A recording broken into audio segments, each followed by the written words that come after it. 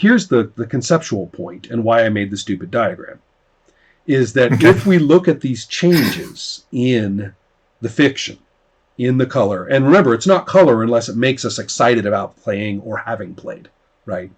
I mean, we have to be proud and happy that we played together. We have to be excited about what we got, and so on. So, I mean, if we look at that, can you actually look back to all of those things, narration, resolution, the way scenes are made, how much prep is involved, who preps, right? All this stuff. And we look back on it and we say, aha, because we did it this way, that's how we got what we got. Did systemic work, did our procedures actually help us get there? Did it actually happen that way through the use of these procedures and what we did with them? Or, as is or can be the case, doing all the procedures of play is just being busy, and then something else gives us the result. A good example would be the way the GM decides the story turns out. Right? Or, you know, or had so much agency, the GM had so much agency during the procedures that really the procedures didn't matter as much as how they decided to interpret or override them. So that's a fairly dated example because it's very characteristic of the 90s, which is a long time ago now. But it's kind of, for lack of a better word, it's kind of important to recognize that what I'm talking about is independent of the current belief that there's indie design and traditional design. You can have as indie a design you want to, and it suffers from exactly the same problem. That the systemic procedural stuff we do during play really is kind of a bunch of irrelevant crap relative to how it turns out. And, I understand. And what the problem with this is that it's exhausting. You know, you spend all this time like cracking the numbers on your characters. You spend all this time like investing in the character concept. In other words, you bought into the color. You entered into the initial color, the first box on the left. You entered into that in good faith, right? Right. Well, here you are at the second box, and you're looking at what you got, and you're going, well, wait a minute. I don't think that good faith of mine in what we were doing is actually honored. We got here some other way. Right. And people may come up with reasons or excuses to keep playing under those circumstances, but frankly, most of those end up being due to social obligation alone. They would feel guilty for leaving the group, or they like hanging out with that particular person after the game. So, so they keep coming. Or maybe there are other reasons too of that kind, but it's not to play. And even the person who like feels, the most committed to it, they often get pretty exhausted afterward. There's something very deeply unrewarding on a very basic level when all your systemic work really isn't doing anything. Right. And it's tiring. And even a person who's very defensive and protective of the game, I have more than once had conversations with a person in that situation, and they're very defensive and very protective and get very angry at me. And I just ultimately ask, so how's it going? They're like, our story is great. Our saga is epic. The players love it. I'm in control of the story. I know where the story's going, and they believe in it. It's fantastic. Blah, blah, blah. And then I say, how's it going? And they say, oh, fuck, I'm exhausted. I hate this. Yeah. And I know because I've been there. I know exactly where they're coming from usually. And so that's what I'm trying to avoid. Just to let you know. What I'm trying to avoid is anything like this. I want to look at your systemic work and say, does it actually make, and I don't mean like a sausage grinder, like any monkey could just grind the sausage. So I don't necessarily mean automatically, but is it the right instrumentation for the effects that you're enjoying the most? Or are the effects that you're enjoying the most sort of contingent and only occasionally happen when the stars align? Right. And so stuff like that. So so that's really what, if you were to look at anything in your procedures that you feel is kind of the linchpin of that happening. Now, I get the part about character creation. That's obviously a very big gear, right? The player's input into what these things are, right? The goals, the paths, the vices. I completely get that the player's input, but I want to talk about it when it's all running, not when it's being specified in the beginning, but when it's all running. What mechanic in action to you seems to be the one that kind of feeds back on other things that make it exciting to do? Yeah.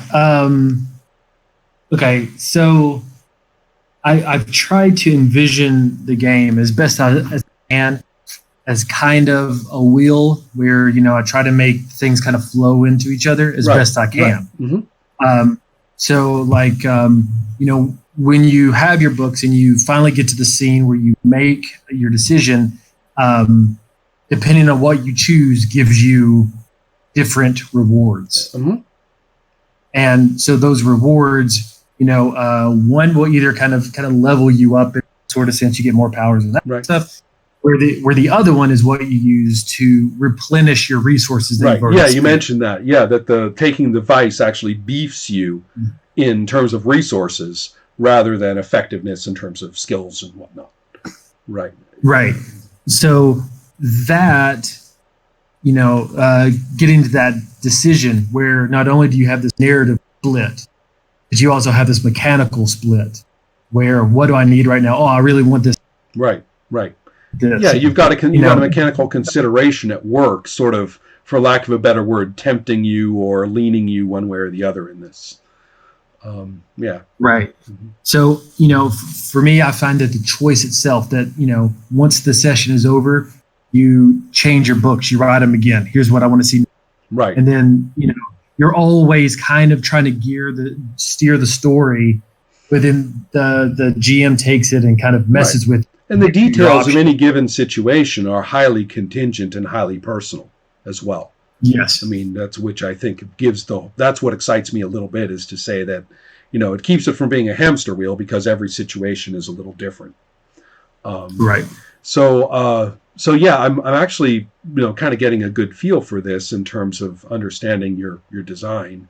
And the fact that you've played it a lot and with people who get it really, really makes a difference.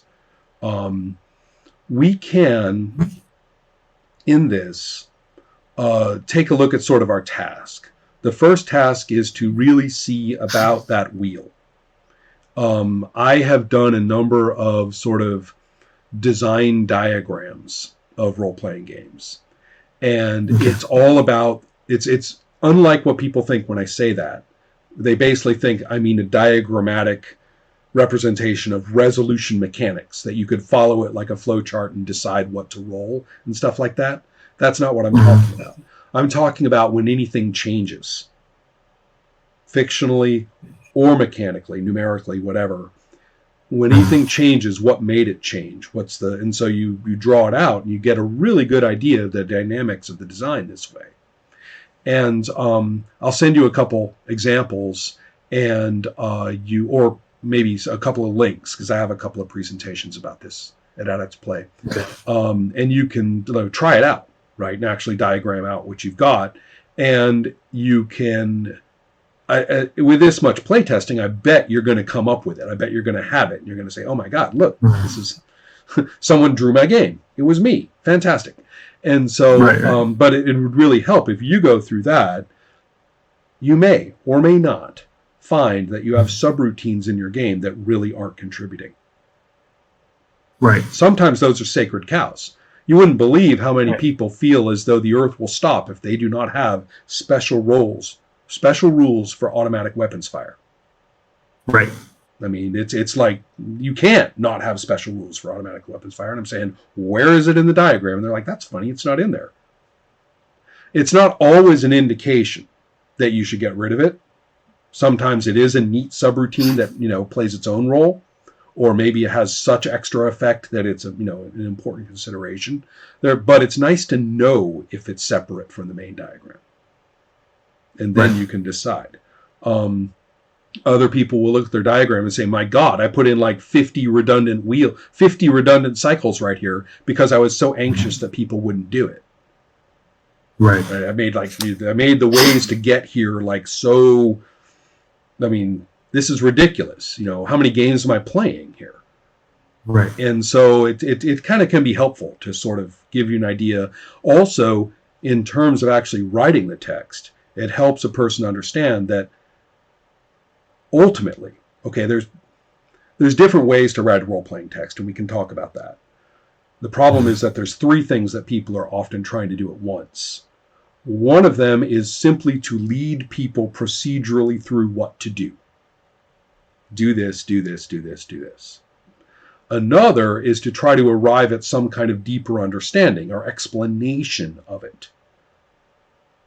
And a third one is to, for lack of a better word, to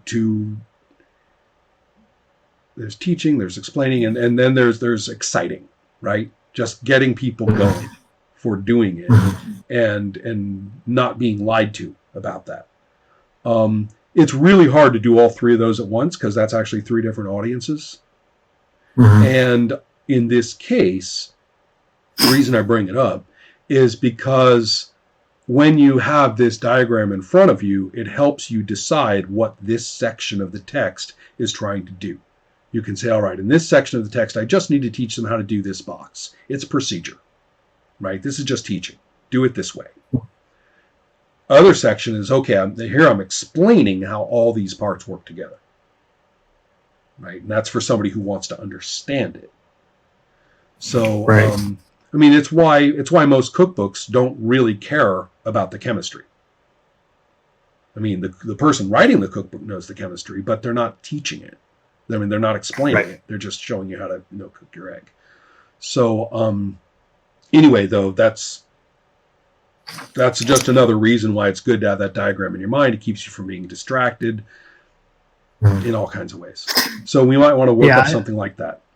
I said that's one of the things that I've been concerned with in writing the text is, is it accomplishing? Right. Is the text itself getting the message across? Right. And it's difficult because as the game designer and author, obviously you want to accomplish all of those things.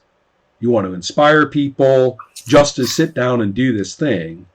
You want them to actually conduct the procedures, in a way that they actually do them, because God knows that is not guaranteed.